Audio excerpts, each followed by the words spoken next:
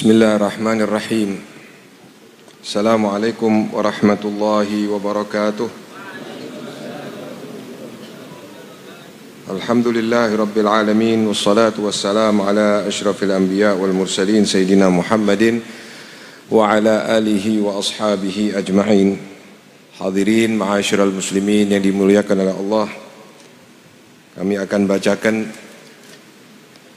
sebagian terjemah dari manaqib Al-Imam Al-Qutub Al-Habib Abu Bakar bin Muhammad bin Umar As-Saggaf,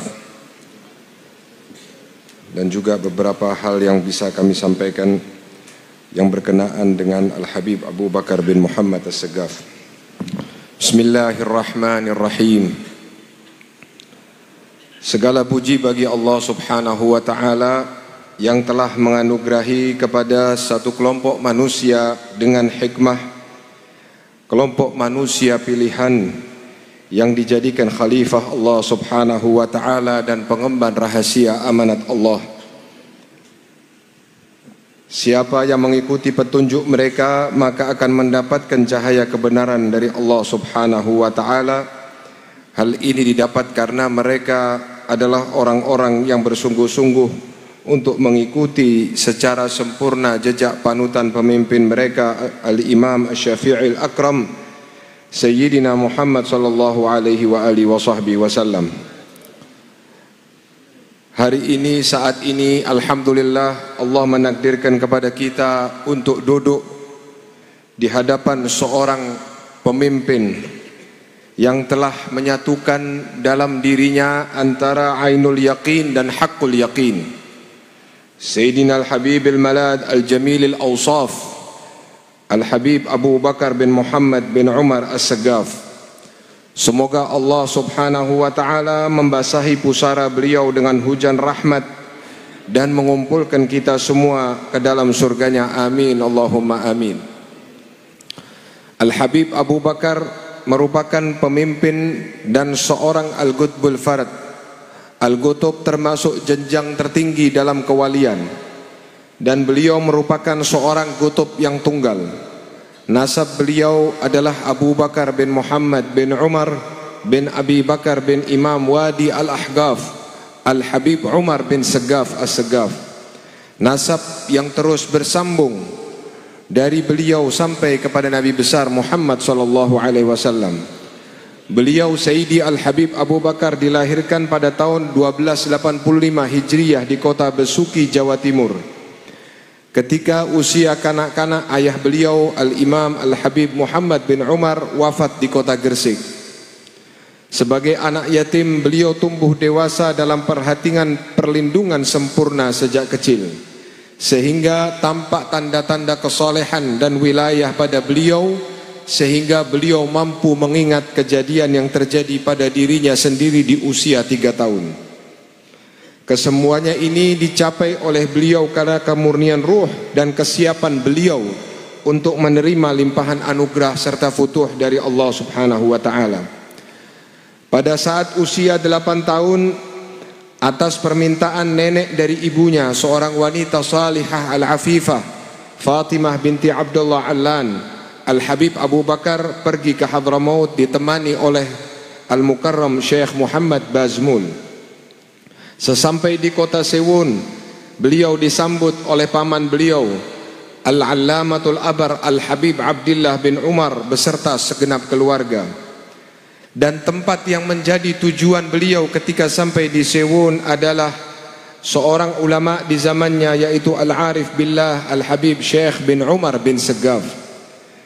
Ketika bertemu kepada Al-Habib Syekh, Al-Habib Abu Bakar diletakkan di atas pangkuan Al-Habib Syekh dengan tangisan karena luapan kegembiraan Al-Habib Syekh yang mampu melihat tanda-tanda wilayah dan kesolehan yang memancar dari wajah Al-Habib Abu Bakar yang masih kecil.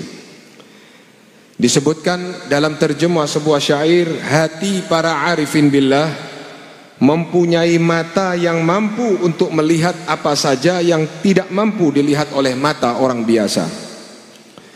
Sejak pertemuan di atas, Al-Habib Syekh mencurahkan perhatian kepada beliau, sehingga dalam waktu singkat pendidikan yang diberikan mulai tampak hasilnya. Pada saat bersama beliau juga belajar, Al-Habib Abu Bakar belajar ilmu fikih dan tasawuf kepada pamannya Al-Habib Abdullah bin Umar. Beliau mendapatkan pelajaran secara teori dan juga pelajaran secara praktek langsung, sehingga beliau dari usia kanak-kanak sering dibangunkan untuk salat tahajud bersama. Selain kedua guru di atas, Al-Habib Abu Bakar belajar kepada salah seorang guru terbesar beliau saat itu, yaitu sebagai Syekhun Nazar Al-Imam Al-Arif Billah Al-Qutbil Wujud Al-Habib Ali bin Muhammad Al-Habsyi. Perhatian Al-Habib Ali ini telah tercurahkan kepada Al-Habib Abu Bakar ketika beliau sebelum berangkat ke Hadramut. Al-Habib Ali menerangkan kepada salah seorang muridnya dengan berkata, "Lihat mereka 3 aulia Allah yang nama mereka sama, hal mereka sama, dan maqam mereka juga sama." Yang pertama disebutkan sebagai Al-Habib Qutbul Mala Abi Bakar bin Abdullah Al-Idrus Al-Adni. Yang kedua, engkau telah melihatnya di masa kecilmu, yaitu guru Al-Habib Ali bin Muhammad Al-Habsyi sendiri, Al-Habib Al-Ghawth Abu Bakar bin Abdullah Al-Attas. Dan yang ketiga, engkau akan melihatnya di akhir usiamu. Di akhir usia orang tersebut, beliau bermimpi Rasulullah SAW selama 5 kali dalam 5 malam secara berturut-turut, dan di setiap mimpinya Rasulullah SAW berkata, "Aku datang kepadamu bersama cucuku yang saleh Abu Bakar bin Muhammad As-Saggaf." Orang yang bermimpi tadi sebelumnya tidak pernah mengenali wajah Al-Habib Abu Bakar, kecuali dalam mimpinya dikenalkan oleh Rasulullah SAW. Sehingga sewaktu bertemu dengan Al-Habib Abu Bakar, orang tersebut teringat dengan ucapan gurunya, yaitu Al-Habib Ali, bahwa di akhir usianya ia akan bertemu dengan wali yang ketiga yang mempunyai nama, hal, dan maqam yang sama. Dan benar apa yang dikatakan oleh Al-Habib Ali, tidak lama kemudian orang ini pun meninggal dunia. Hadirin yang dimuliakan oleh Allah Subhanahu wa taala, Al-Habib Abu Bakar mendapatkan perhatian khusus dari gurunya Al-Habib Ali, sampai Al-Habib Ali meminangkan sendiri, mengawinkan serta membiayai perkawinan beliau di kota Sewun.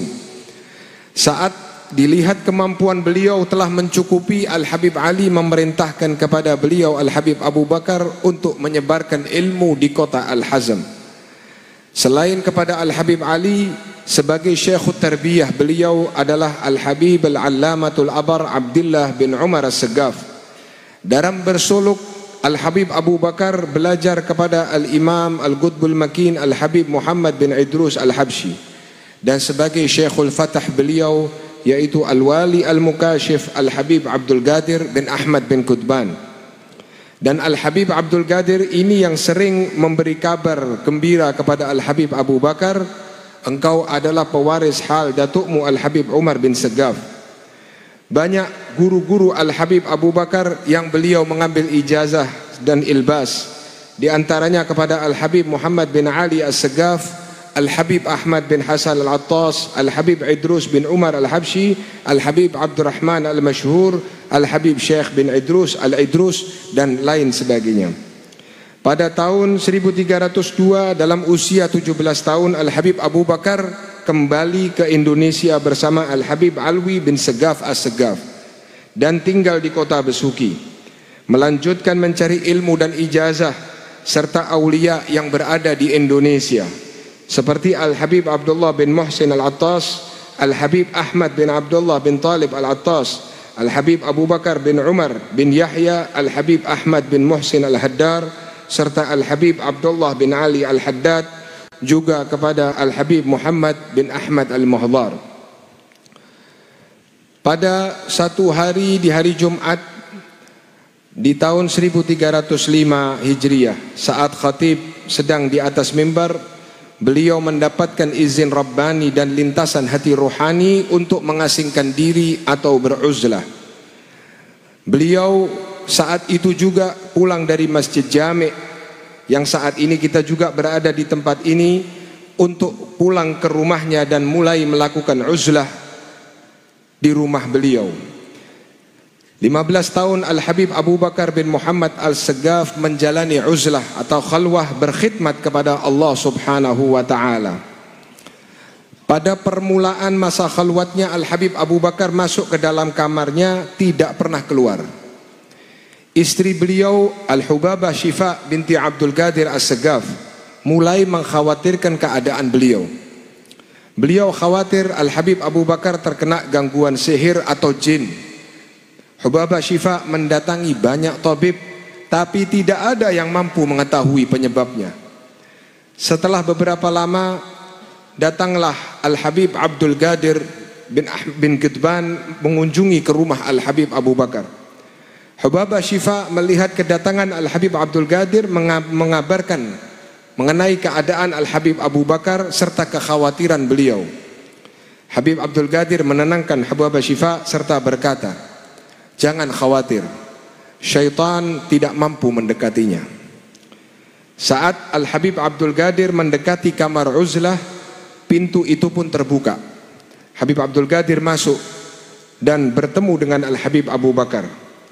Beliau, Al-Habib Abdul Qadir, berkata kepada Al-Habib Abu Bakar, "Wahai Abu Bakar, engkau sekarang telah berada di maqam kakekmu Al-Imam Al-Habib Umar bin Segaf As-Segaf. Tapi janganlah engkau merasa puas, teruslah cari maqam yang lebih tinggi, yang lebih tinggi dan lebih tinggi lagi."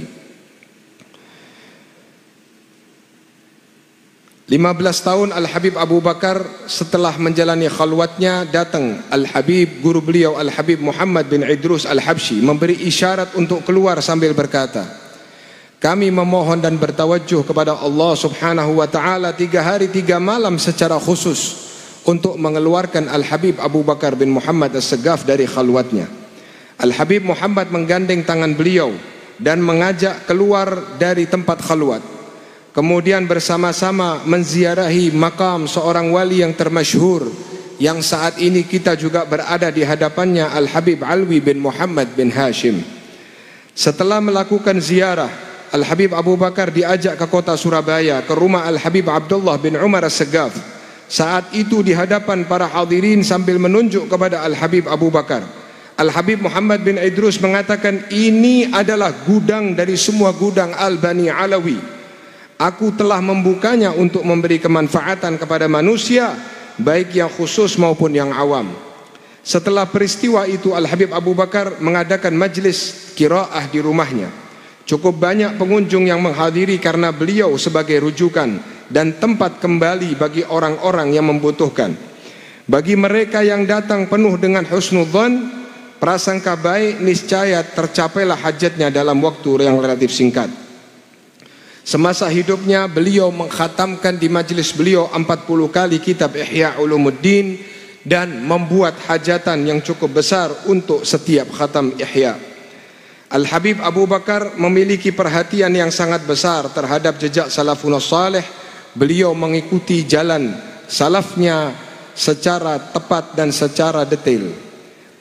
Berbagai macam para aulia di zamannya mengakui kedudukan beliau sehingga dikatakan mencapai kedudukan As-Siddiqiyatul Kubra. Al-Habib Muhammad bin Ahmad Al-Muhdar mengatakan, sesungguhnya Al-Akh Abu Bakar bin Muhammad As-Segaf laksana permata yang bergemerlapan yang berjalan ke maqam datuk-datuknya. Al-Habib Alwi bin Muhammad Al-Haddad mengatakan, sesungguhnya Al-Habib Abu Bakar adalah seorang Al-Qutbul Ghauth dan tempat penglihatan Allah Subhanahu wa taala. Al-Habib Alwi mengatakan, Al-Habib Alwi bin Muhammad Al-Haddad pernah mengatakan, "Saya tidak takut kepada seorang pun kecuali kepada Al-Habib Abu Bakar bin Muhammad As-Segaf." Pada kesempatan lain beliau juga pernah berkata, "Saya tidak pernah meminta kepada seorang pun kecuali kepada Al-Habib Abu Bakar bin Muhammad As-Segaf." Saudara beliau Al-Habib Hussein ketika sering menulis surat kepada Al-Habib Muhammad, Al-Habib Alwi, dengan mengatakan, "Sampaikan salamku kepada seorang yang jiwaku berada di tangannya, yaitu Al-Habib Abu Bakar bin Muhammad As-Segaf."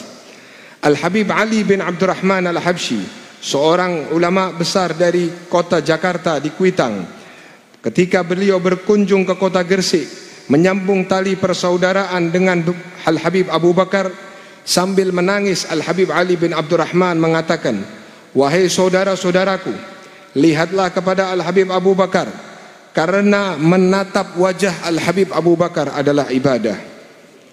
Al-Habib Husain bin Muhammad Al-Haddad, seorang yang menjadi panutan kaum arifin, mengatakan, sesungguhnya Al-Habib Abu Bakar adalah seorang khalifah yang telah berada di tingkat maqam syuhud.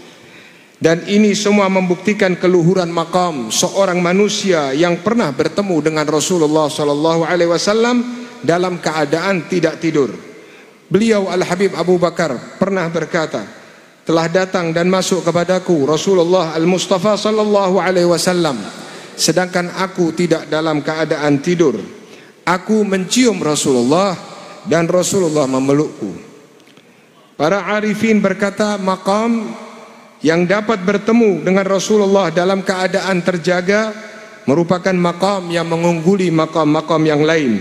Kesemuanya ini merupakan puncak peneladanan dan puncak karamah.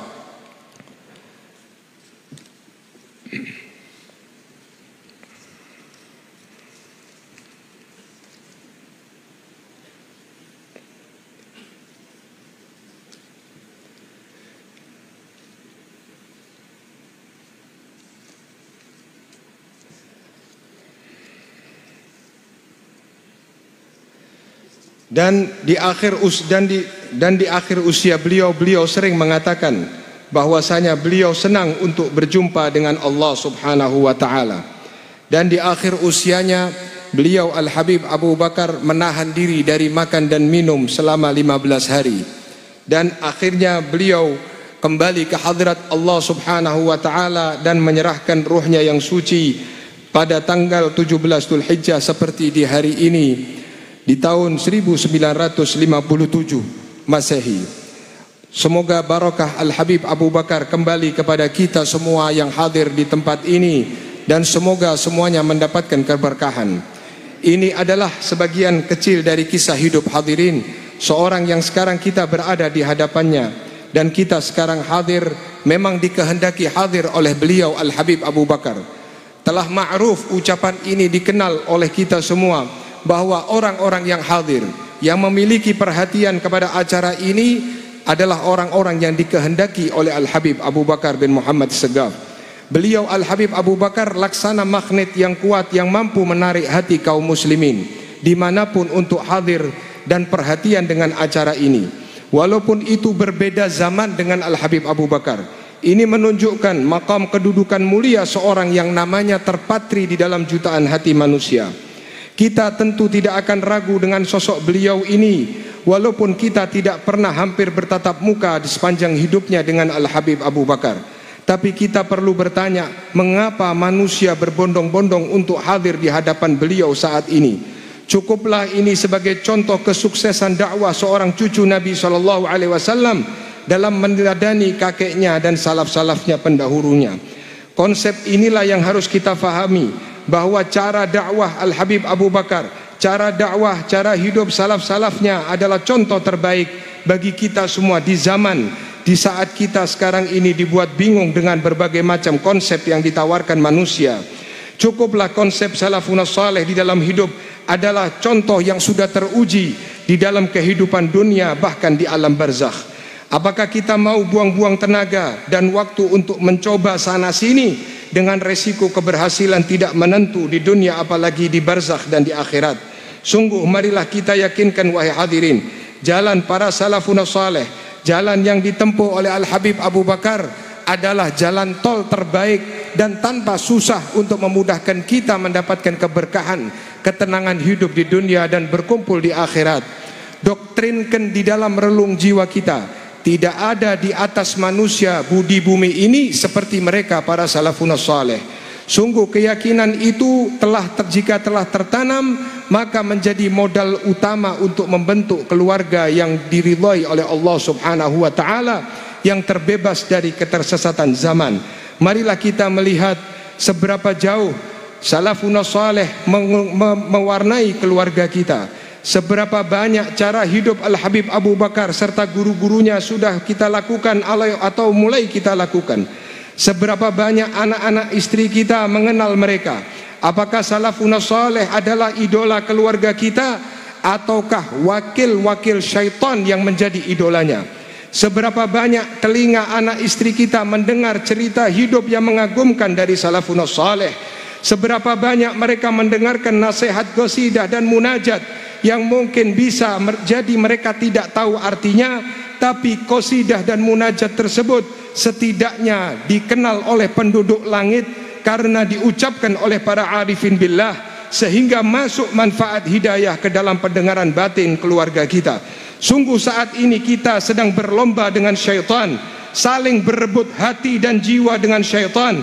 Tentu jika kuat i'tiqad dan keyakinan kita kepada jalan salaf, pastilah kita terselamatkan oleh syaitan. Karena itu, jika kita yakini kita bersama mereka, maka di akhirat pun kita bersama dengan salaf kita. Ini bekal kita untuk di akhirat. Sekalipun amalan kita tidak seperti amalan-amalan mereka, sekalipun kita tidak berkhalwat seperti beliau, sekalipun kita tidak berilmu tinggi seperti beliau, sekalipun kita tidak bermaqam seperti beliau, jauh maqam kita. Fatashabbahu illam takunu mithlahum, kata guru-guru kita. Tirulah cara mereka, maka kita akan masuk ke dalam golongan mereka. Apalagi kita yang bersambung nasab, bersambung ilmu dengan mereka para salafun salih. Maka marilah kita mulai saat ini dekatkan diri kita dan keluarga kita kepada salaf-salaf kita. Walaupun amal tidak ada atau jauh dari kualitas amal mereka, tetapi karena rasa cinta, karena rasa yakin kepada mereka, maka kita akan dimasukkan dalam seperti ayat yang disebutkan, yang dibanggakan oleh Sayyidina Ja'far as-Sadiq, walladzina amanu wa tab'adhum dzurriyyatuhum biimanin alhaqna bihim dzurriyyatahum. Orang-orang yang beriman dan anak cucunya mengikuti cara mereka, maka dipertemukan anak cucunya kepada mereka. Jangan sampai terbetik di dalam jiwa kita sedikit pun bahwa salaf-salaf kita, orang-orang pendahulu kita adalah orang biasa yang tidak mengerti ini dan itu. Ingat, kita kalau mati 1 bulan nama kita belum tentu disebut sama orang-orang yang masih hidup. Bahkan bisa jadi setelah kita mati hanya 3 hari nama kita disebut, itu pun karena tahlil yang dibacakan. Janganlah kita menjadi anak yang durhaka kepada salaf kita. Majlis haul ini laksana majlis birrul walidain, majlis birrul masyayikh, majlis birrus salafus salih, agar mengetahui kegunaan umur hidup di dunia hendak kemana dan akhirnya bersama siapa. Lihatlah manaqib sejarah hidup yang dibaca di pertemuan-pertemuan mereka. Di pertemuan ini seakan menjadi film lengkap yang bisa kita nikmati bersama anak dan istri kita. Bagaimana salaf-salaf hidup, dan inilah cara dakwah yang bersumber kepada Nabi Muhammad SAW dan sahabat-sahabatnya, serta cara Allah Subhanahu wa taala mengajarkan kepada Nabi Muhammad SAW. Wa kullan naqussu 'alaika min amba'ir rusul ma nuthabbitu bihi fuadak. Dan semua kisah Rasul kami ceritakan ialah untuk meneguhkan hatimu ya Rasulullah. Anak istri kita adalah misi utama. Jika setiap individu berhasil, maka ini akan menjadi keberhasilan bersama, menjadi kebangkitan generasi salafun salih. Dan kita alhamdulillah beruntung berhadapan dengan salah satu dengan pemimpin salaf-salaf kita, Al-Qutub Al-Habib Abu Bakar. Beliau di masa hidupnya terkenal tidak banyak bicara, tapi dakwah beliau kepada manusia banyak dengan pandangan mata. Berapa banyak manusia keluar dari majelis beliau, ditatap oleh mata beliau, maka manusia menjadi lebih baik keadaannya. Kita yakin dakwah dengan pandangan mata beliau ini tidak terbatas di alam dunia, bahkan di alam barzakh pun saat ini pandangan beliau kepada kita yang hadir akan merubah keadaan kita lebih baik. Karena pandangan Al-Habib Abu Bakar kepada manusia adalah pandangan kasih sayang yang ingin merubah manusia menjadi pengikut sejati beliau Asy-Syafi'il A'zam Sayyidina Muhammadin sallallahu alaihi wasallam. Semoga Allah Subhanahu wa taala menjadikan pertemuan ini menjadi saksi bagi diri kita bahwa kita mencintai beliau Al-Habib Abu Bakar, dan kita sebagai tetamu beliau pastilah kita pulang membawa satu karunia dari Allah, karena tuan rumah tidak akan menyia-nyiakan tamunya. Kita yakin Al-Habib Abu Bakar seperti disebutkan, beliau adalah ahlud darq, tempat orang untuk menolong memanggil nama beliau, maka nama beliau akan datang dengan segera untuk memberikan pertolongan. Kita keadaan apapun, keadaan diri kita, keadaan keluarga kita, keadaan masyarakat kita, kita tidak boleh pesimis, kita tidak boleh putus asa. Sesungguhnya salaf kita adalah memandang kita semua. Kita panggil beliau, ya Habib Abu Bakar, pandanglah kami semua yang hadir di sini. Ya Habib Abu Bakar, engkau adalah Al-Qutbul Ghauf. Ya Habib Abu Bakar, engkau adalah tempat meminta kami pertolongan kepada Allah melalui namamu. Ya Habib, kami yakin engkau mendengar suara kami, munajat kami satu persatu engkau sampaikan kepada Allah. Ya Habib, negara ini doakan mendapatkan ketenangan, bangsa ini berikan ketenangan, jauhkan dari fitnah ya Habibana Abu Bakar. Dan kita semua yang hadir ya Habib, jauhkan dari segala macam fitnah. Persatukan umat Islam, satukan hati umat Islam. Jangan dijadikan cerai-berai. Berkat Al-Habib Abu Bakar, Allah satukan hati umat Islam. Dan insya Allah semua yang sakit, semua yang mendapatkan masalah, Allah selesaikan masalahnya ketika keluar dari acara haul ini. Mendapatkan karunia, yang belum mendapatkan anak diberikan anak dzurriyyah, yang belum mendapatkan jodoh Allah berikan jodoh yang saleh dan salihah, yang belum mendapatkan karunia yang lain Allah berikan sesuai hajat-hajatnya, hajat dunyawi, hajat ukhrawi. Ya Allah, ya Arhamar Rahimin, ya Razzaq, sesungguhnya Al-Habib Abu Bakar adalah kekasih kami ya Allah. Jangan kau pisahkan tali kami dengan Al-Habib Abu Bakar, jangan kau pisahkan tali kami dengan Al-Habib Abu Bakar. Semua yang hadir ini memiliki hajat, kami ingin diikat kuat dengan Al-Habib Abu Bakar ya Allah. Ya Allah, dampingkan jiwa kami dengan Al-Habib Abu Bakar, dampingkan selalu kami dengan Al-Habib Abu Bakar, dengan salaf-salaf Al-Habib Abu Bakar, dengan Al-Imam As-Saggaf, dengan Faqih Al-Muqaddam, dengan Al-Muhajir, dengan para dzurriyyah Nabi Muhammad SAW yang mulia, dengan ahli baitnya Rasulullah SAW. Dan juga dekatkan kami dengan junjungan kami Nabi besar Muhammad SAW. Dan munajat yang tidak pernah terlepas sampai kapanpun ya Allah. Karena kami di dunia ada masanya hidup, maka kami akan ada masanya kembali kepadamu ya Allah. Ya Allah, jika akhirnya kami akan berpisah dari alam dunia ini ya Allah, kami akan melepas roh kami ya Allah. Hadirkan beliau ya Allah, Al-Habib Abu Bakar, ketika Israel datang kepada kami ya Allah. Datangkan Al-Habib Abu Bakar kepada kami, sehingga beliau yang akan menalkin kami mengucapkan la ilaha illallah Muhammadur Rasulullah. Dan lepas roh kami bersama beliau digandeng untuk dipertemukan dengan Rasulullah SAW, sehingga kubur kami menjadi raudhah min riyadil jannah. Dan kami berkumpul bersama mereka gembira di akhirat, dan kami masuk surga bersama mereka ya Arhamar Rahimin. Rabbi fanfa'na bi barakatihim wahdinal husna bi hurmatihim wa amitna fi tariqatihim wa mu'afatin minal fitani. Wa sallallahu ala sayyidina Muhammad wa ala alihi wa sahbihi wasallam. Walhamdulillahi rabbil alamin wal afu.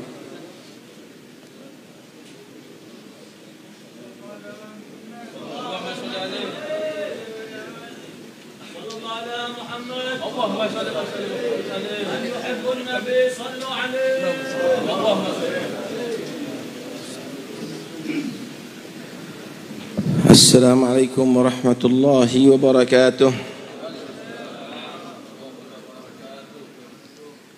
Bismillah, walhamdulillah, wassalatu wassalamu ala rasulillah Sayyidina Maulana Muhammad bin Abdullah wa ala alihi wa sahbihi wa man walahu, la hawla wa la quwwata illa billah, amma ba'd. Para habaib, para ulama yang kami cintai, yang kami hormati, segenap pejabat pemerintah yang sipil, Polri, TNI yang kami hormati, hadirin sekalian dan hadirat yang dirahmati Allah Subhanahu wa taala. Rindu sekali dengan acara seperti ini, dan ini adalah satu cara untuk menghibur hati, mendekatkan diri kepada Allah dengan lewat orang-orang yang dicintai oleh Allah. Mudah-mudahan acara ini tidak libur seterusnya. Karena dengan acara ini insya Allah Allah angkat semua bala. Dengan acara seperti ini insya Allah Allah akan turun rahmat kepada kita. Negeri kita akan damai, negeri kita akan sentosa, negeri kita insya Allah akan dijaga oleh Allah Subhanahu wa ta'ala. Rangkaian acara yang sudah kita lalui mulai kemarin, Rauhah, Khatmul Ihya, dan tadi pagi Maulid, dan sekarang Haul. Ada beberapa kata-kata mutiarah daripada Al-Habib Abu Bakar, hendaknya untuk kita jadikan oleh-oleh, baik untuk diri kita maupun untuk keluarga kita. Beliau radhiyallahu anhu berkata, ad-da'i ila Allah la budda ma tastami' fihi arba'atu khisal, az-zuhud wal ilm wal aql wal mudarah, wa idza naqasat khaslatun min hadhihi al-arba'ah ma yakunu li wa'dihi ta'thir wa la tadhharun natijah. Banyak orang-orang menjadi dai, saudara. Banyak yang menjadi penceramah dan penasihat. Ma aktsara syajar falaysa bimuthmirin wa ma aktsara thamar falaysa bitayyibin. Berapa banyak pohon tapi tidak berbuah, saudara. Berapa banyak buah tapi rasanya tidak manis, saudara. Begitulah berapa banyak dai, berapa banyak penceramah, berapa banyak khatib, tapi tidak menghasilkan. Kalaupun ada ceramah, kadang-kadang bukan hikmah tapi fitnah yang terjadi. Beliau mengatakan hendaknya seorang dai harus kumpul pada dia 4 sifat, 4 hal kalau kepingin dakwahnya sukses, kalau kepingin nasihatnya tadi itu ada pengaruh dan diterima oleh masyarakat. Nggak perlu banyak bicara, nggak perlu banyak dengan tutur kata. Sebenarnya 4 hal ini yang akan membuat dakwah tadi itu terus dan akan diterima. Pertama, seorang dai harus mempunyai sifat zuhud, tidak cinta dunia. Bukan karena melarat, saudara. Ada orang itu dikehendaki oleh dunia tapi menolak. Ada orang yang dunianya nggak ngendaki sama dia. Kalau ini fi hukmil ittirar. Tapi orang zuhud itu tidak cinta dunia, walaupun dunia berdatangan kepada dia. Dan ini adalah sulit. Laisa zuhud an la tamlika dunya, walakinna zuhud an la tamlika kad dunya. Zuhud itu bukan kamu enggak punya dunia, tapi zuhud itu kamu tidak dikuasai oleh dunia. Seorang dai kalau sudah dikuasai oleh dunia, maka jangan-jangan dia tidak berdakwah kecuali karena dibayar. Jangan-jangan yang dicari adalah materi, dan ini yang akan merusak dalam dakwah itu sendiri. Karena itu seorang dai harus zuhud. 2 hal Nabi SAW mengajarkan jika ingin dicintai oleh Allah dan jika ingin dicintai oleh makhluk Allah.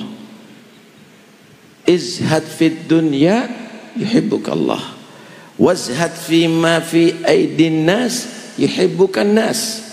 Zuhudlah kamu daripada dunia, Allah cinta kepada kamu.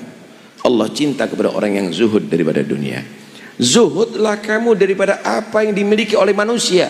Jangan kamu ganggu, jangan kamu minta sama dia. Punya hajat, buat proposal jam 2 malam minta sama Allah, maka manusia akan cinta kepada kamu. Itulah keberhasilan as-salafun as-salih. Mereka adalah bukan orang yang selalu minta, tetapi mereka adalah manusia yang selalu memberi, ya ikhwani. Mereka bekerja bukan untuk menumpuk harta, tapi mereka bekerja adalah untuk membantu orang yang membutuhkan. Al-Habib Abdurrahman bin Muhammad As-Saggaf, beliau adalah punya kebun yang cukup besar. kebun kurma. Tapi ketika menanam bibit kurma, setiap bibit surat Yasin. Setelah ditanam, setiap pohon satu hataman Al-Quran. Maka ketika datang penyakit yang menyerang pohon kurma di kota Tarim, semua rusak kecuali milik Habib Abdurrahman bin Muhammad As-Segaf. Tidak pernah terganggu urusan dzikirnya, dakwanya, karena urusan pekerjaannya. Karena memang pekerjaan bukan dijadikan tujuan, tapi untuk alat membantu dalam dakwanya. Ya ayyuhalladzina amanu la tulhikum amwalukum wala auladukum an dzikrillah wa man yaf'al dzalika fa ulaika humul khasirun. Jangan sampai kesibukan kamu dalam mengurusi harta benda dan perdagangan dan cintanya kamu kepada anak kamu melupakan kamu daripada zikrullah, Al-Quran, berzikir kepada Allah secara mutlak, atau sholat, atau ilmu. Siapa yang karena itu semuanya meninggalkan yang diperintahkan Allah, berarti dia menjadi orang yang merugi karena harus masuk neraka Allah Subhanahu wa ta'ala. Pertama, seorang dai harus zuhud. Tuh, lihat Habib Abu Bakar punya apa? Apakah diceritakan di sini tanahnya Habib Bakar berhektar-hektar? Apakah diceritakan di sini rekeningnya banyak? Apa yang dimiliki oleh beliau? Yang dimiliki adalah bagaimana magam yang tinggi di sisi Allah Subhanahu wa ta'ala. Beliau sudah dikubur, saudara, sekian puluh tahun, tapi manfaatnya Anda semuanya bisa datang ke sini. Ini semuanya adalah karena zuhud beliau. Zuhud ke dunia dicintai Allah, zuhud tidak mengganggu hartanya manusia dicintai oleh manusia. Yang kedua, seorang dai harus dilengkapi dengan ilmu, bukan mencari popularitas, bukan hanya gambar yang dipampang, tapi ilmu, ya ikhwani, ilmu yang manfaat, bukan ilmu untuk mencari pengaruh, ilmu yang manfaat. Apa ilmu yang manfaat? Ilmu yang bisa membuahkan amal, ilmu yang bisa membuahkan akhlakul karimah, ilmu yang bisa mengenalkan kamu pentingnya ibadah dan taat kepada Allah Subhanahu wa ta'ala. Ilmu kita kadang-kadang hanya sekedar untuk berceramah, untuk di atas panggung, ilmu kosong, ya ikhwani. La, jangan. Atau ada ilmu tetapi tidak sesuai diartikan dengan muradillah wa muradi rasulih. Nabi SAW menggambarkan di hari kiamat, innallaha la yantazi'ul ilma min ibadihi intiza'an walakin yantazi'u biqabdil ulama.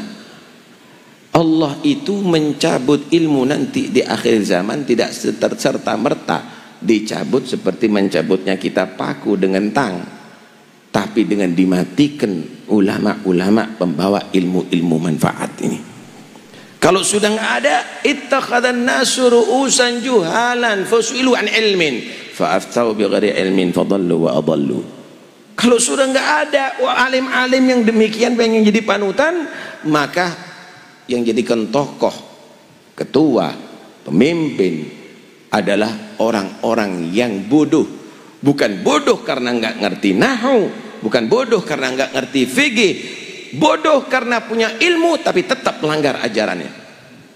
Saudara, kalau ada kabel dan di situ tertulis dan awas kabel tegangan tinggi, dipegang sama orang buta, mati, wajar. Dipegang orang yang gila, mati, wajar. Dipegang sama anak kecil, mati, wajar. Tapi dipegang sama orang yang punya ilmu tinggi, tahu dengan tulisan dan tanda itu, dipegang, mati. Ini yang nggak wajar, saudara. Kira-kira mana yang paling bodoh? Yang terakhir ini adalah yang bodoh, saudara. Begitulah yang akan terjadi di akhir zaman. Pemimpin-pemimpin, tokoh-tokoh adalah orang yang bodoh. Tahu haram menjadi pelaku haram, tahu wajib menjadi peninggal wajib. Kalau ditanya tentang ilmu, dijawab tentang dengan nafsunya. Gola, gila. Ada ulama, ada pendapat, ada imam syaitan, ada imam iblis, masuk semuanya. hanya sekedar untuk limuwafaqati nafsi. Zuhud, ilmu. Kemudian yang berikutnya, beliau menyatakan seorang dai harus mempunyai al-aql, akal, cerdas. Seorang dai harus cerdas. Kun kat tabibil hadik yatrahud dawa fi mawdi'id da', kata Nabi Isa. Jadi orang alim itu seperti dokter yang pandai. Dia tadi itu nggak asal-asalan kasih obat. Dilihat obat ini diberikan kepada siapa, dosisnya seberapa, tanya umurnya bagaimana, kemudian timbangnya bagaimana, baru ditentukan obatnya, sakitnya apa. Begitu, jangan anak kecil obat orang besar jadi racun, nggak ada manfaat, malpraktek namanya. Begitu juga ustadz alim, inti nggak usah ngajari hakikat, orang nggak bisa wudhu kok, mau tampil mau disebut inti seorang orang yang arif billah. Jangan, berikan ilmu itu sesuai dengan yang dibutuhkan oleh orang-orang yang di hadapan kamu. Orang awam ini nggak perlu macam-macam. Orang awam ini bawa dia taat kepada Allah, tobat dari maksiat kepada Allah Subhanahu wa taala, membersihkan hati. Selesai. Nggak usah ente bingung yang lainnya dulu. Biar bisa bersatu nih umat. Kemudian yang keempat adalah al-mudarah. Orang itu saudara di dalam bersikap harus tahu siapa yang ia hadapi. Oh, yang dihadapi adalah pejabat. Cara nasihatnya jangan disamakan dengan orang yang ada di pasar. Oh, orang yang kaya, cara membimbingnya jangan disamakan dengan para petani. Oh, petani, jangan cara mendidikan, jangan cara berdakwanya seperti Anda ada di universitas. Harus Anda mengetahui itu. Sehingga ketika empat hal ini terjadi pada seorang dai, maka insya Allah akan nampak hasilnya. Kalau tidak, kata Habib Abu Bakar, kalau kurang ini saudara, maka tidak akan nampak hasil dalam dakwahnya. Dia akan ditolak dalam dakwahnya. Tuh lihat bagaimana cerdasnya Habib Abu Bakar. Sebenarnya bukan mimbar dakwah itu saudara. Lihat Habib Abu Bakar. Abu Bakar tidak di atas mimbar berdakwah. Diamnya Habib Abu Bakar dakwah. Diamnya dakwah. Berapa banyak orang yang maksiat bertobat setelah memandang Habib Bakar. Pandangannya dibilang tadi dakwah, bahkan pandangannya bisa menyampaikan kepada Allah Subhanahu wa taala. Kenapa? Nih, hatinya luar biasa. Ini sudah mendarah daging kepada beliau, khusyuknya, zuhudnya, ilmunya, tawadhu'nya mendarah daging pada beliau Al-Habib Abu Bakar. Sampai bukan hanya menjadi orang yang cinta kepada Rasulullah, menjadi orang yang dicintai oleh Nabi. Saudara, kita kalau cinta ziarah ke kota Madinah, tapi bagaimana tadi diceritakan Nabi datang ke rumah Al-Habib Abu Bakar, berpelukan dengan Al-Habib Abu Bakar. Jangan Anda alergi. Nabi meninggal jasadnya, tapi rohnya tidak meninggal, rahmatnya tidak meninggal. Dengarkan hadis sahih, Nabi menyatakan, man ra'ani fil manam fasayarani fil yaqadhah. Siapa orang yang melihat aku dalam mimpi bakal melihat aku dalam keadaan yaqadhah. Tahukah Anda, yaqadhah di sini bukan di akhirat. Kalau di akhirat semua akan bisa melihat kepada Nabi, enggak mimpi pun bisa ketemu. Tapi itu di dunia, saudara. Minimal ketika dia dalam sakaratul maut, dia akan bertemu dengan Nabi untuk membantu dia mati ke dalam husnul khatimah. Karena itu punya cita-cita yang tinggi ya ikhwani. Jangan hanya punya mobil mewah, harta yang banyak, punya cita-cita yang tinggi, punya makam di sisi Allah. Kalau kita menjadi orang yang gagal, ayo anak-anak kita mohonkan mudah-mudahan jadi seperti Abu Bakar, jadi salaf-salafnya kita. Apa yang kita minta selama ini? Hanya kekayaan, hanya toko, hanya jabatan sementara. Wakif magamnya datuk-datuk kita nggak kita capek, nggak kita rasakan, dan itu kita turunkan kegagalan kepada anak-anak kita. Mahadil ghabawah. Ini kebodohan model apa yang terjadi pada diri kita ya ikhwani. Syarafuna adalah seperti mereka. Ahlul ilm, ahlul wilayah, ahlul istiqamah, ahlul ibadah. Mereka orang yang hebat-hebat. Itu kemuliaan kita. Anda tahu Imam Ghazali, Muhammad bin Muhammad bin Muhammad bin Ahmad Al-Ghazali, bukan orang Arab. Dan beliau bukan anak ulama besar. Bapaknya tukang pintal benang. Apa yang menjadikan bapak yang beruntung ini punya Imam Ghazali? Karena setiap dia melihat para wali, orang istiqamah, orang ibadah, menangis dia. Yang ditangisi dirinya. Ya Allah, kenapa aku tidak bisa mencapai magom seperti orang ini? Kenapa aku tidak bisa mempunyai menikmati ibadah seperti orang ini?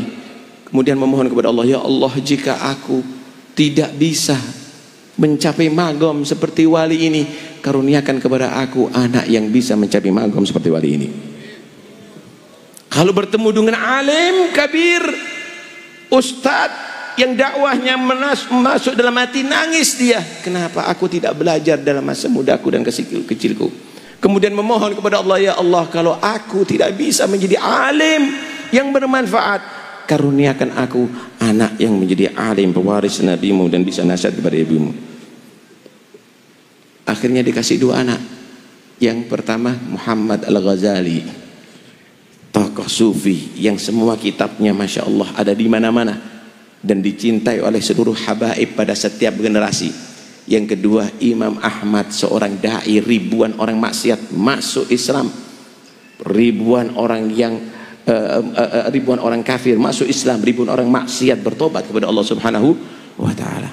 Habib Ali bin Muhammad bin Husain Habsyi, pada masa kecilnya, kalau beliau melihat orang yang arif lari ke ibunya, ibu saatnya ibu memohonkan untuk Ali, angkat tangannya, ibu mohonkan kepada Allah, apa yang aku mintakan kepada Allah, Ali anakmu bisa menjadi wali seperti fulan. Kalau ketemu dengan alim lari kepada ibunya, ibu saatnya memohonkan kepada Allah, mintakan untuk anakmu Ali. Apa yang aku mintakan untuk engkau wahai anakku? Mintakan kepada Allah Ali anakmu untuk menjadi alim seperti fulan. Pernahkah anak kita menangis untuk itu?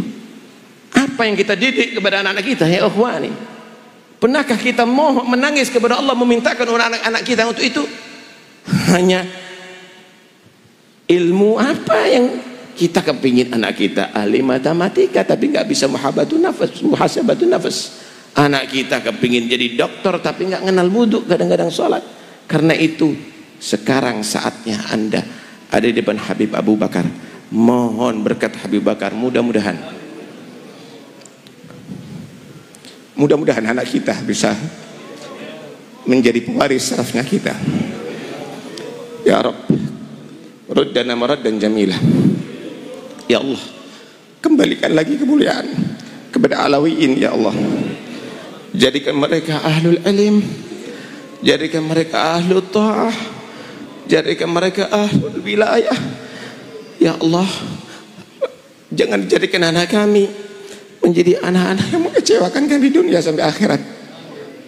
Jagalah mereka daripada segala yang merusak akhlak mereka, merusak akidah mereka. Tetapkan kita semuanya dalam akidahnya salafnya salih, akidah ahli sunnah wal jamaah. Dan mudah-mudahan insyaAllah berkat Habib Abu Bakar kita akan mendapatkan anak-anak kita sulaha insyaAllah, ulama insyaAllah, awliya insyaAllah, asfiya insyaAllah. Dan mudah-mudahan kita kalau meninggal dunia dan orang-orang tua kita akan bahagia karena anak-anak kita ahli salat, ahli zikir, ahli ibadah, ahli taat kepada Allah, ahli cinta kepada Nabi Muhammad, cinta kepada salafus saleh, dan tidak keluar daripada tariqah mereka. Amin ya rabbal alamin. Wa sallallahu ala sayyidina Muhammad wa alihi wasallam. Alhamdulillah rabbil alamin. Assalamualaikum warahmatullahi wabarakatuh.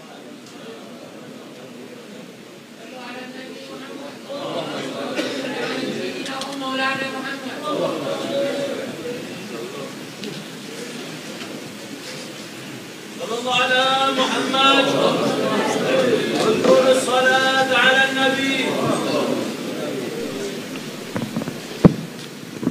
Assalamualaikum warahmatullahi wabarakatuh.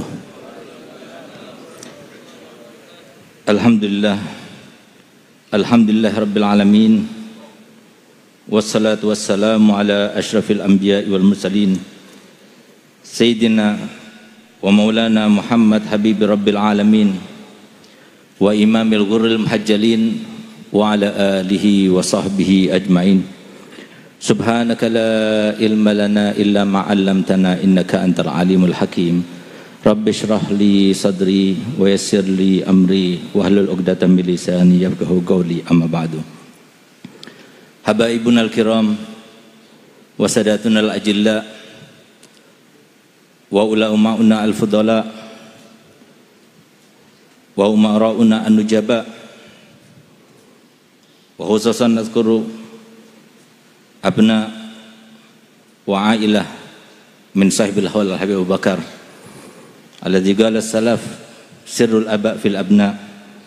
Semoga kita semua termasuk yang diizini oleh mereka semuanya, sehingga kita pada saat ini masuk kepada Abu Bakar dalam keadaan dibuka selebar-lebarnya, sehingga semua hajat kita dikabulkan semuanya, dan semoga kita mendapatkan keberkahan yang luas. Keberkahan itu kita bawa ke rumah, keberkahan itu kita bawa ke tempat kerja kita, keberkahan itu sampai kita bawa ke barzah insyaallah. Amin amin ya rabbal alamin.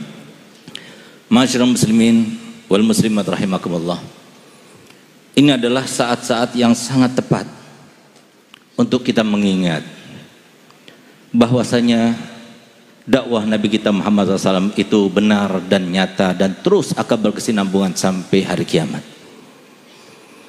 Tadi disampaikan oleh Habibana Taufik hafidhahullah wa ra'ah bahwasanya beliau ini, Abu Bakar ini merupakan sebuah contoh daripada apa yang disampaikan Nabi Muhammad, semuanya benar.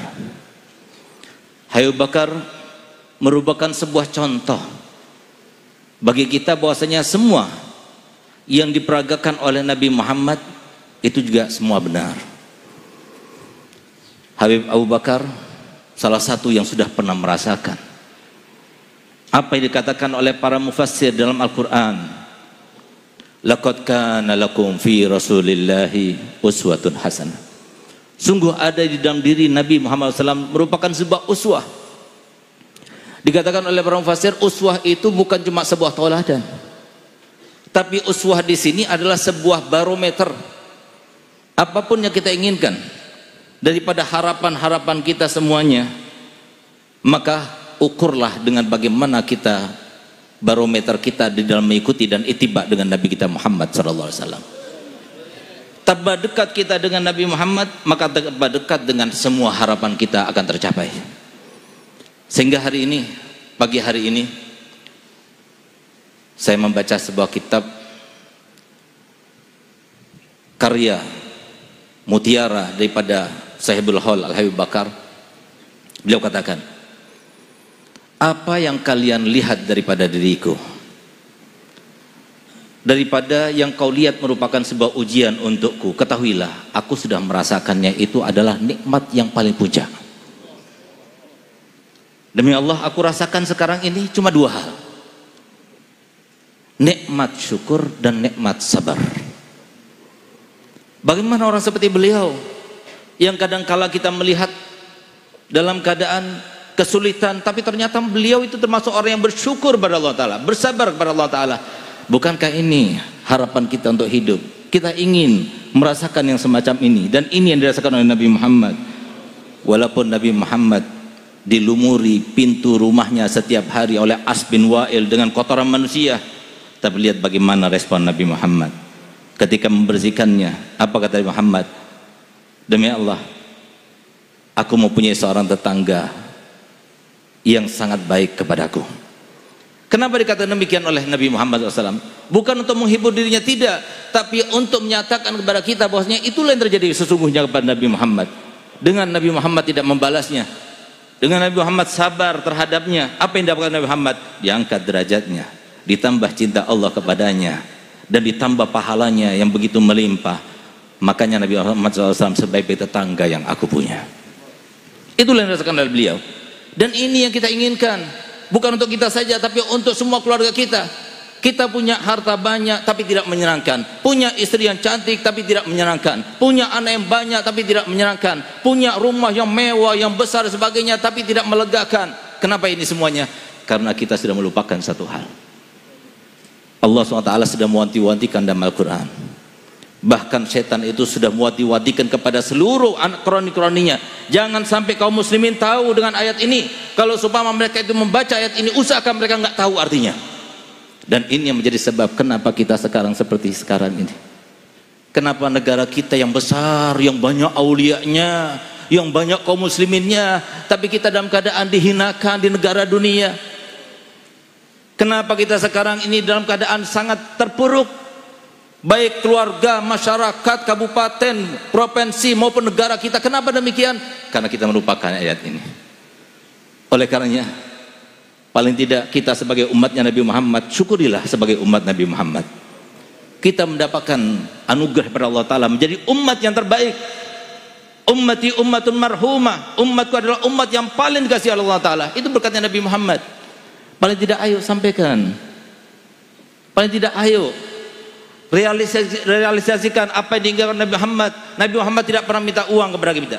Nabi Muhammad tidak pernah minta jabatan kepada kita. Tapi Nabi Muhammad, beliau meminta kepada kita, tidak ada satupun yang lahir daripada umat ini kecuali Nabi Muhammad meminta, balighu anni walau, sampaikan dariku walaupun hanya satu ayat. Sampai kepada mereka satu ayat ini. Ini yang menjadi sebab kenapa kita ini sampai terpuruk dalam segala hal. Punya harta benda, punya jabatan, punya ilmu, punya semuanya, tapi tidak menyenangkan kita, tidak membahagiakan kita, tidak menghubungkan kita dengan Nabi Muhammad sebagaimana terhubung Abu Bakar dengan Nabi Muhammad. Apa itu? Dengarkan baik-baik, sampaikan kepada semuanya. A'udzubillahi minasyaitonirrajim. Bismillahirrahmanirrahim. Wala takunu kalladzina nasullaha fa ansahum anfusahum. Jangan pernah kalian sekali-sekali lupa kepada Allah. Ketika kalian sudah lupa kepada Allah, maka Allah pun yang maha segala-galanya, yang semua harapan kita ada di tangannya. Allah akan lupakan semua kesempatan untuk kalian. Allah lupakan kesempatan untuk menggunakan harta.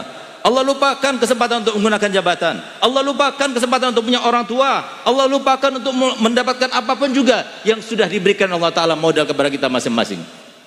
Padahal Al-Habibullah Haddad beliau berkata, tidak ada seorang pun di antara kita kecuali masing-masing mendapatkan modal yang sama daripada Allah untuk mendekatkan diri kepada Allah sedekat-dekatnya dan untuk menggapai cintanya Nabi Muhammad sebesar-besarnya. Tidak ada seorang pun di antara kita sekarang ini kecuali sama-sama diberikan modal yang sama. Kalau tidak, berarti Allah tidak adil. Tidak, Allah maha adil. Allah berikan semuanya sama. Akan tapi kenapa? Kenapa kita tidak menggunakannya? Karena kita lupa kepada Allah. Bagaimana kita ingat para hadirin? Bagaimana kita akan ingat kepada Allah kalau kita tidak mengenal kepada Allah? Bagaimana kita ingat pada Allah kalau kita tidak ingat kepada Nabi Muhammad? Bagaimana kita ingat pada Allah kalau kita tidak mengenal syariatnya Nabi Muhammad? Ini yang sangat kita perlukan. 2 tahun lagi kampanye. Ayo kita kampanye juga, tapi kampanyenya Nabi Muhammad. Sebelum mereka kampanye, kampanyekan. Kalau kita ingin negara Indonesia ini berbalik, berubah secara drastis 2 tahun lagi, demi Allah saya bersumpah yakin berubah Indonesia ini. Dalam 2 tahun, gak perlu kita ganti presiden, gak perlu kita ganti anggota legislatif, gak perlu kita ganti partainya, tapi satu hal yang perlu kita rubah. Apa itu? Kita yang berubah, masyarakat yang berubah. Kalau sudah setiap RT, setiap kelurahan, setiap desa, setiap kecamatan, setiap kabupaten, mereka semuanya menjadi ahli majelisnya Nabi Muhammad SAW, maka dengan sendirinya Allah akan berikan kepada kita seorang pemimpin ahli majelis. Tapi kalau seumpama itu tidak kita lakukan, jangan berharap siapapun yang akan menjadi pemimpin tetap tidak mempunyai kekuatan apapun. Ayo sekarang, mereka yang di luar sana itu siapa?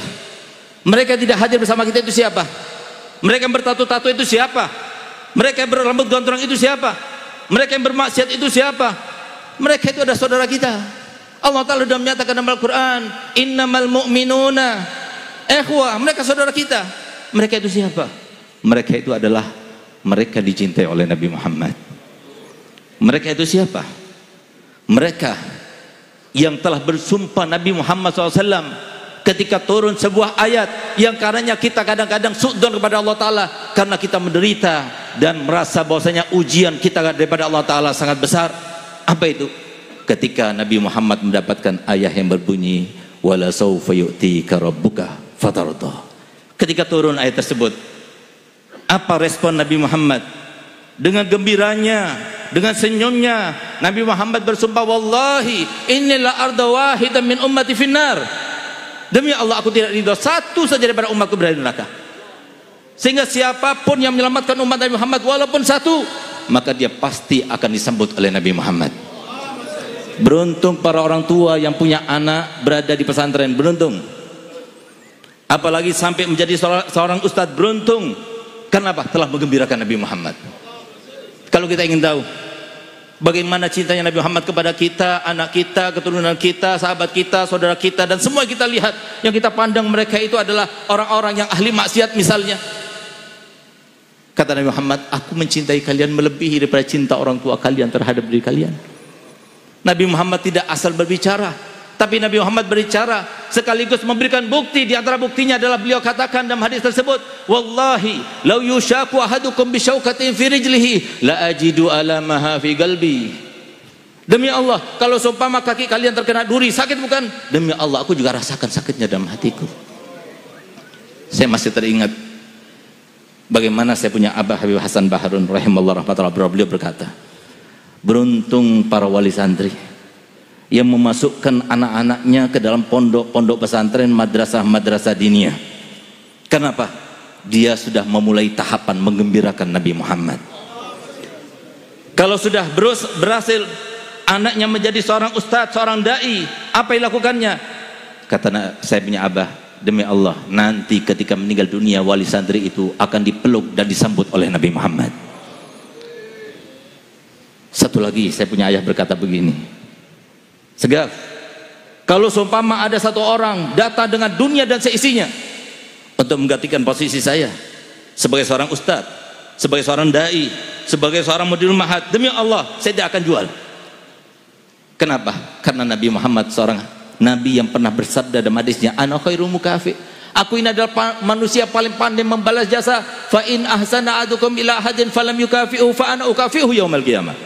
Seandainya ada di antara kalian yang berbuat baik kepada orang lain, lalu dia tidak mendapatkan balasan daripada orang tersebut, jangan khawatir, aku yang membalasnya untuk kalian. Apalagi Abi lakukan ini semuanya untuk Nabi Muhammad, memberikan petunjuk kepada umatnya Nabi Muhammad. Sehingga ada seorang arif billah di akhir zaman ini, beliau berkata, beruntung kepada kita, sebagaimana tadi saya katakan oleh Allah Hadda, bahwa setiap orang punya modal, paling tidak dengan niatnya. Oleh karenanya yang menjadi pengusaha, carilah uang untuk Rasulullah. Yang jadi pejabat, gunakan jabatannya. Setiap hari keluar dari rumahnya, saya akan gunakan jabatan ini untuk mengayomi umatnya Nabi Muhammad. Yang nggak punya apa-apa, gunakan kesempatan untuk berdoa supaya mendoakan umatnya Nabi Muhammad. Dengan cara seperti itu, setiap hari Kamis semua apa yang kita lakukan disodorkan kepada Nabi Muhammad, sehingga Nabi Muhammad akan membalasnya secepat mungkin. Sehingga apa? Saya punya ayah berkata, kalau seumpama Nabi Muhammad berkata begini kepada orang lain yang berbuat baik kepada orang lain lalu tidak mendapatkan balasan, maka bagaimana dengan kita yang berbuat untuk Nabi Muhammad? Paling sedikit yang didapatkan oleh para ulama, para asatidzah, para donatur-donatur yang menanggung, yang membantu para pesantren-pesantren dan majelis taklim, madrasah-madrasah diniyah, paling sedikit ketika mereka meninggal dunia, Rasulullah hadir bersama mereka. Ini yang kita inginkan. Lihat bagaimana Abu Bakar, beliau sudah wafat sudah sekian puluh tahun, tapi sampai sekarang masih teriang-iang di dalam telinga kita. Bahkan subhanallah, di antara karomah beliau, kemarin saya sempat sedih hari Kamis, di dalam mobil saya melihat sebuah video daripada cucu beliau Habib Ahmad, yang beliau katakan, orang kalau tidak dipanggil oleh Abu Bakar tidak akan sampai ke sini. Orang kalau tidak dipanggil oleh Abu Bakar tidak akan hadir dalam haulnya. Alhamdulillah kita termasuk dipanggil. Ya Allah, jadikanlah kami termasuk dengan kemuliaan. Subhanallah, terlintas dalam hati saya, ya Allah, saya jarang ziarah kepada Habib Bakar. Ya Allah, saya jarang hadir haulnya, saya hadir rohanya saja. Subhanallah, gak lama kemudian Habib Bakar telepon kepada saya, minta saya hadir di dalam haul ini. Ini karomah daripada Habib Bakar. Ya Allah, jangan sampai kita ini termasuk yang keluar dari tempat ini dalam keadaan hampa. Demi Allah, saya termasuk yakin kalau seumpama orang seperti beliau yang akhlaknya sempurna, yang begitu ittibatnya kepada Nabi Muhammad sangat sempurna, beliau termasuk orang yang menghormati tamu. Insya Allah kita semuanya tamunya. Insya Allah beliau itu mendengar semua apa yang diucapkan oleh kita. Insya Allah kalau seumpama kita itu tadi membacakan tahlil, membacakan Yasin, itu lebih daripada apa yang kata Nabi Muhammad. Fatihah itu satu kali itu lebih baik daripada dunia dan seisinya. Kalau seumpama kita bertamu kepada beliau, kita berikan uang sebanyak-banyaknya, orang seperti beliau pasti akan membalas kita. Paling tidak kita akan keluar dalam keadaan semua hajat kita dikabulkan. Ya Allah, bibarkat Habib Bakar, ya Allah, jadikanlah kami termasuk orang yang tidak mempedulikan orang lain, ya Allah. Ya Allah, kami ini adalah sasaran daripada semua ketentuan-Mu, ya Allah. Ya Allah, Al-Habib Abu Bakar telah merasakan, ala inna awliya Allah la khaufun alaihim wa lahum yahzanun. Mereka tidak pernah sedih, mereka tidak pernah takut. Jadikanlah kami termasuk mereka, ya Allah. Kenapa mereka tidak pernah sedih, tidak pernah takut? Karena beliau sangat yakin ketentuan Allah yang terbaik. Ya Allah, kami sangat diingatkan dengan cerita daripada Sayyidina Husain ketika akan dipenggal kepalanya, ketika akan duet terakhir kalinya. Di saat itulah beliau memandang orang-orang yang memeranginya. Hanya beliau sendiri melawan 3.000 orang lebih. Di saat itulah beliau meneteskan air mata. Di saat beliau meneteskan air mata, tampak kepada adiknya Sayyidatuna Zainab. Sayyidatuna Zainab cepat-cepat berlari dan mendekati Husain. Husain, engkau adalah putra Fatimah, engkau adalah putra ayahku Ali bin Abi Thalib. Engkau menangis depan mereka, engkau takut pada mereka, engkau takut pada kematian. Apa jawab Sayyidina Husain? Ya Zainab, demi Allah, bukan karena aku takut kepada mereka sehingga aku menangis. Demi Allah, bukan karena aku takut kepada pedang mereka sehingga aku menangis. Demi Allah, bukan karena aku takut kepada kematian sehingga aku menangis. Tapi aku menangis karena aku melihat di dalam wajah-wajah mereka telah kami lihat yang namanya luapan api-api yang siap untuk menerkam mereka karena mereka memerangi cucunya Nabi Muhammad. Adapun takut kepada kematian sama sekali tidak ada pada diriku, wahai Zainab. Ketahuilah, semalam kakekku telah datang ke dalam mimpiku dan dia berkata, Husain, besok engkau berbuka bersamaku. Begitulah yang dikatakan oleh Sayyidina Utsman bin Affan ketika sudah datang seorang pemberontak datang ke bawah, kemudian dia itu akan dihunuskan pedangnya untuk membunuh Sayyidina Utsman. Sayyidina Utsman sedang membaca Al-Quran dengan tenangnya. Ada orang tersebut di depannya, dia tidak sama sekali tidak gentar sama sekali, sehingga dikatakan, engkau tidak takut pada pedangku? Engkau tidak. Kenapa? Karena semalam aku bermimpi Nabi Muhammad dan berkata padaku, Utsman, besok engkau berbuka bersamaku. Ya Allah, jadikanlah kami termasuk semacam mereka. Ya Allah, jadikanlah kami termasuk yang menjunjung tinggi perjuangan Nabi Muhammad. Ya Allah, jadikanlah kami termasuk membela Nabi Muhammad. Apapun yang kami punya, ya Allah, itu model yang kau berikan pada kami, ya Allah. Gunakan modal kami untuk mendekatkan diri kepadamu, ya Allah, dan untuk menyenangkan hati baginda Rasul Muhammad. Ya Allah, jadikanlah kami yang punya uang, berkatilah uangnya, ya Allah. Banyakkan uangnya, ya Allah, semuanya untuk perjuangan Nabi Muhammad. Di antara kami yang punya jabatan, ya Allah, jadikanlah jabatan ini, ya Allah, berguna untuk perjuangan Nabi Muhammad. Ya Allah, di antara kami yang mempunyai apapun yang kami punya daripada modal-modal, ya Allah, jadikanlah kami yang menggunakan dan meniatkannya untuk menyenangkan Nabi Muhammad. Ya Allah, sebagaimana engkau telah haramkan kami di dunia ini tidak bisa memandang wajah Nabi Muhammad, ya Allah, jangan engkau haramkan kami memandang wajah Muhammad walaupun dalam mimpi kami, ya Allah. Ya Allah, sebagaimana engkau tidak menjadikan kami termasuk yang memandang Nabi Muhammad di dunia, jangan sampai engkau dua kali nanti di pada mahsyar tidak melihat Nabi Muhammad, karena dikatakan Nabi Muhammad, man lam yarani yaumal qiyamah lam yadkhulil jannah. Barang siapa yang tidak melihatku nanti di hari kiamat, maka dia tidak akan masuk dalam surga. Ya Allah, jadikanlah kami termasuk memandang wajah Nabi Muhammad. Ya Allah, jadikanlah setiap langkah kami, ya Allah, tujuannya Nabi Muhammad, menyenangkan Nabi Muhammad. Kami punya harta untuk Nabi Muhammad, kami punya ilmu untuk Nabi Muhammad, umur kami untuk Nabi Muhammad, semuanya untuk Nabi Muhammad. Ya Allah, jadikanlah Nabi Muhammad bangga kepada kami, ya Allah. Kami tidak mempunyai apapun, kami tidak punya apapun, ya Allah. Kami hanya mempunyai Abu Bakar, kami mempunyai aulia, kami mempunyai salafus saleh. Kami tidak mendapatkan apapun yang bisa kami andalkan kepadamu, ya Allah. Demi Allah, tidak ada seorang pun di antara kami yang berani bersumpah ada satu amal kebaikan pun yang pasti engkau terima, ya Allah. Di antara kami tidak ada yang berani bersumpah bahwasanya di antara kami ada dosa yang pernah diampunkan oleh-Mu ya Allah. Ya Allah, kami tidak punya apa-apa. Oleh karenanya jangan sampai kami termasuk orang yang terjegah daripada rahmat-Mu ya Allah. Jangan ada di antara kami orang yang durhaka pada orang tuanya. Jangan ada di antara kami orang yang durhaka pada suaminya. Jangan ada di antara kami orang yang memutuskan tali silaturahminya. Jangan ada di antara kami ya Allah orang yang memutuskan yang tidak saling sapa sampai 3 hari 3 malam sesama muslim. Dan jangan sampai di antara kami ya Allah mereka yang suka mengkonsumsi narkoba. 5 hal itu walaupun hadir karena Allah tidak ada kontribusi sedikit pun daripada kami. Ya Allah, Engkau yang berkehendak ya Allah. Kehendakilah kepada kami semuanya selamat dunia akhirat. Ya Allah, entah berapa tahun lagi kami akan menjalani kehidupan dunia. Kami tidak tahu kami termasuk selamat atau tidak ya Allah. Berapa banyak di antara kami yang punya ilmu, berapa banyak di antara kami yang tampak seperti seorang wali, tapi ternyata dia melakukan pelecehan, ternyata dia melakukan dosa besar. Kalau Engkau berkehendak sesuatu tidak akan ada yang bisa mencegah. Ya Allah, jagalah kami semua ya Allah. Jagalah kami semua ya Allah. Jagalah kaum muslimin, jagalah keturunan kami, jagalah kerabat kami, jagalah. Mohon maaf. Wabillahi taufiq. Wassalamualaikum warahmatullahi wabarakatuh. Al-Fatihah binatu syifa. Al-Habib Muhammad bin Idrus bin Syekh Abu Bakar. Al-Hababah Sofia binti Muhammad Al-Haddad.